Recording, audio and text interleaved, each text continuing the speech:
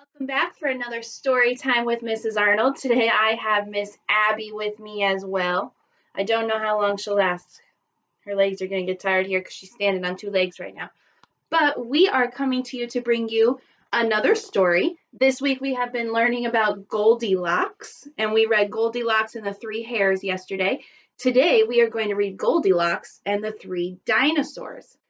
Now, this is by one of my favorite authors, and I didn't really get to share many books with you that he's written before, because normally I don't crack them out until fourth quarter, and here we are. So, this is written by Mo Williams.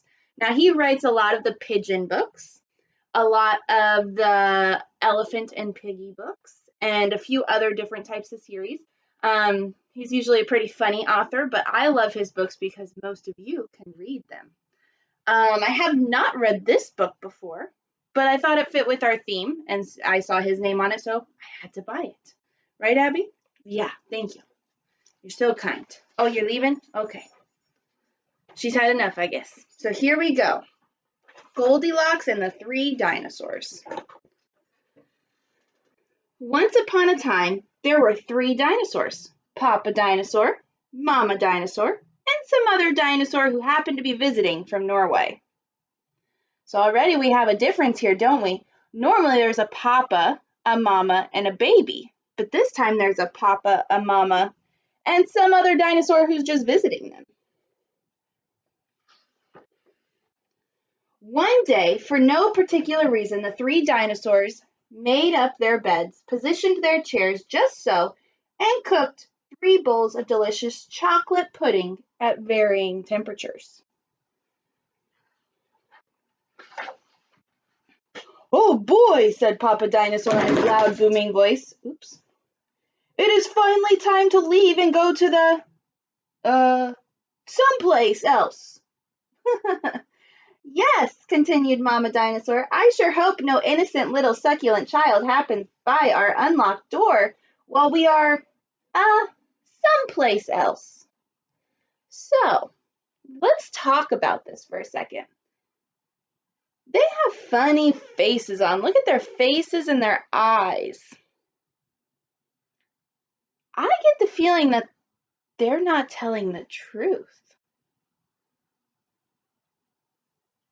He's saying it's time to leave and go to the, someplace else. Do you think he might be setting a trap?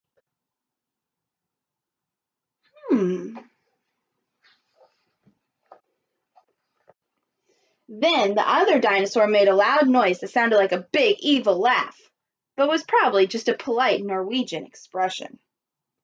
The three dinosaurs went someplace else and were definitely not hiding in the woods waiting for an unsuspecting kid to walk by. I'm not too sure about this. Look at them. They're hiding. Sure enough, 5 minutes later, a poorly supervised little girl named Goldilocks came trapezing along. Just then the forest boomed with what could have been a dinosaur yelling, "Gotcha!" But I'm pretty sure it was just the wind. The loud noise was immediately followed by another loud noise that sounded kind of like, "Be patient, Papa Dinosaur, the trap is not yet sprung." But that could have been a rock falling or a squirrel. Look at Papa Dinosaur. What does he have out right now? His tongue. What do you think they're going to do to Goldilocks? Either way, Goldilocks was not the type of little girl who listened to anyone or anything. For example, Goldilocks never listened to warnings about the dangers of barging into strange, enormous houses. So, as soon as Goldilocks came across a strange, enormous house, she barged right in. I am just knocking everything off my table today. Inside, Goldilocks immediately smelled the 3 bowls of delicious chocolate pudding. Said Goldilocks. "That chocolate pudding smells delicious. only I could get all the way up to the top of that counter. Then Goldilocks noticed a very tall ladder that just happened to be there, and certainly wasn't left on purpose. Goldilocks climbed up the ladder and found herself face to face with three gigantic bowls of chocolate pudding. Now remember, three dinosaurs live here. It's not meant for a little person. So everything is much too big for Goldilocks, which is why she had to have a ladder to reach the top of the countertop, because it was made for a dinosaur. The first bowl of chocolate pudding was too hot, but Goldilocks ate it all anyway because, hey, it's chocolate pudding, right? The second bowl of chocolate pudding was too cold, but who cares about temperatures when you've got a big bowl of chocolate pudding? Not her. The third bowl of chocolate pudding was just right, but Goldilocks was on such a roll by now, she hardly noticed.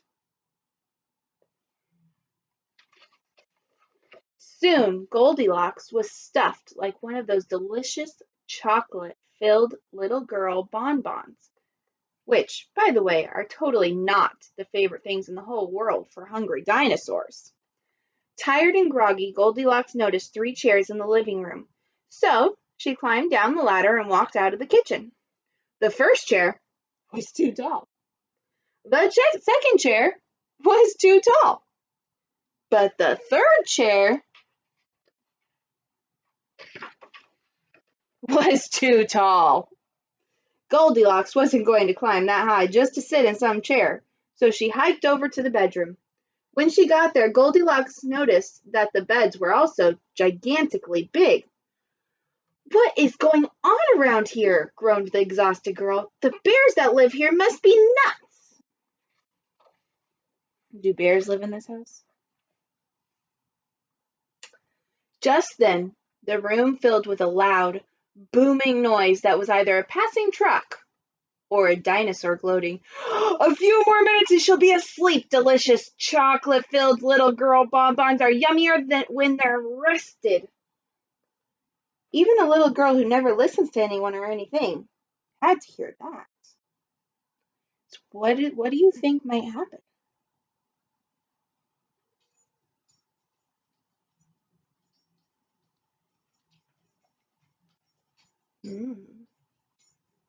Maybe.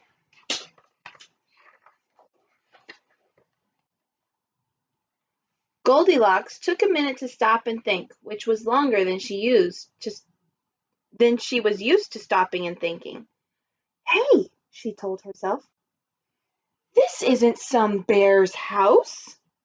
This is some dinosaur's house. Say what you like about Goldilocks, but she was no fool. As quickly as she could, she ran to the back door and got out of there. Just then, a loud plane flew by, which sounded pretty much like a trio of dinosaurs yelling, now, or charge, or the more Norwegian expression for chewy bonbon time. Suddenly, and completely coincidentally, the three dinosaurs rushed through the front door. But they were too late.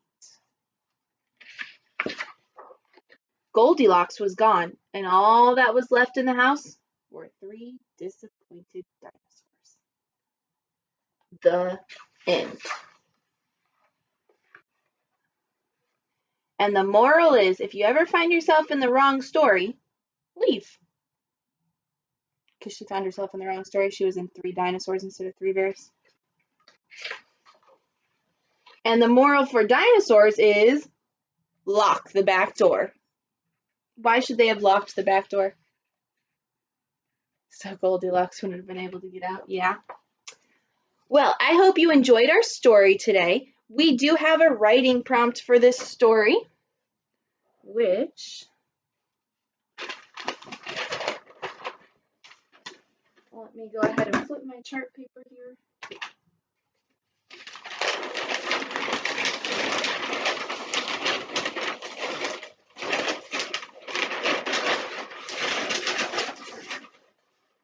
Okay.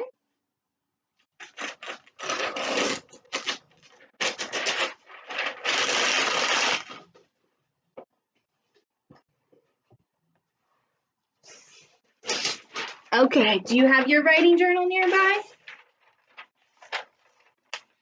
If you don't, please grab your writing journal for me, please. This way. I was looking for my glue stick, but my glue stick seemed to have grown legs and ran away. So, tape will have, oh, there it is. I found it.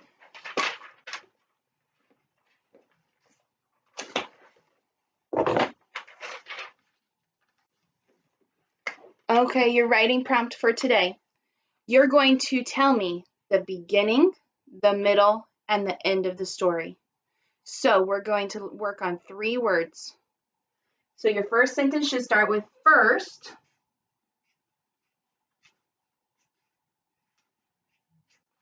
And you tell me what happened first in the story. First, the dinosaurs made some pudding and Goldilocks walked into their house or something like that, okay? And you write that as your first sentence, put a period at the end. Then you're going to write, then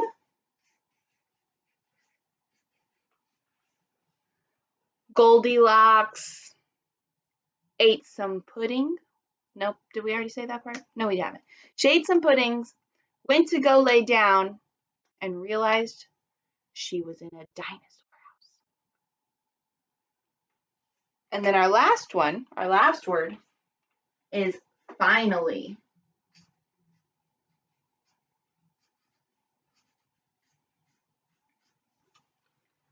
Finally, Goldilocks realized where she was and she went out the back door before the dinosaurs could eat her. Okay? Those are just some ideas of what you can write, but you're going to write me 3 sentences. You're going to write me something about the beginning using the word first. So first, blah, blah, blah, blah, blah, blah, blah. Then, blah, blah, blah, blah, blah, blah, blah. Finally, blah, blah, blah, blah, blah, blah, blah. Okay? 3 sentences today. They don't have to be long. You can write short ones, but I want to see 3 sentences. Okay? Got to fit them all on here. If you don't have room, you can turn your page and continue on to the back, okay? Whatever you need to do. But then I should also see 3 separate pictures, right? I should see a picture for what's happening first, I should see a picture for what's happening second, and I should see a picture for what's happening third. So I would suggest you break that area, which I know there's not much room in your writing journal, but break it into 3 spots. Okay, this will be your beginning, your middle, and your end. Okay? Real fast, let's review what we have to have for writing. You need to make sure you start with a capital letter at the beginning of your sentence. You need to make sure you have finger spaces. And you need to finish every sentence with a period.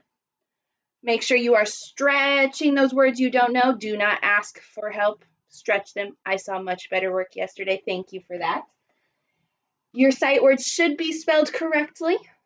And make sure you have those pictures, okay? I need 3 pictures today, 1 for each sentence. First, then, and finally. Thank you so much and have a great day. Bye.